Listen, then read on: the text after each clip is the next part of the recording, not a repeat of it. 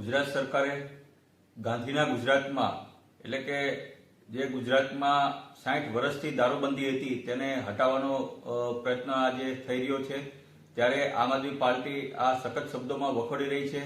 ગાંધીનગરનું gift city ખાતે અધિકારીશ્રીઓ, કર્મચારીઓ, આવનાર મુલાકાતીઓ માટે આ વિસ્તારમાં દારૂબંધીનું હટાવવાનું જે કૃત્ય કરી રહ્યું છે તેને હું એક ધારાસભ્ય તરીકે અને ગુજરાતની જનતા વતી આ નિર્ણય હું વખોડી રહ્યો છું.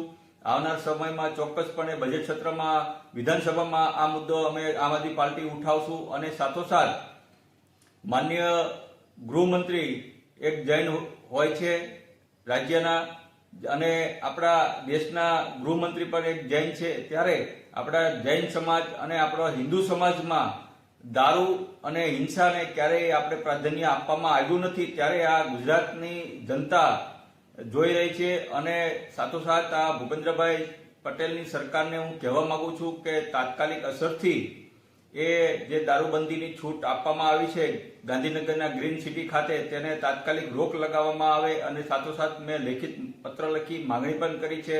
અને જો આવી રીતના ગુજરાતમાં ઇન્વેસ્ટમેન્ટના નામે દારૂબંધી હટાવવામાં આવશે તો પછી ગુજરાતનું યુવા ધન છે એ બગડી જશે. ગુજરાતને આપણે પટાયા કે બેંકોક બનાવવું નથી. તો આવનારા સમયમાં શું ગુજરાત સરકાર ડાન્સ બાર પણ ખોલવા જઈ રહી છે?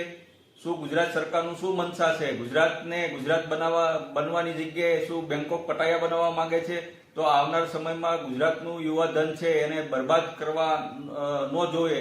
એટલે માનનીય મુખ્યમંત્રીશ્રીને વિનંતી કરું છું કે આ તાત્કાલિક આની ઉપર પ્રતિબંધ મૂકવામાં આવે.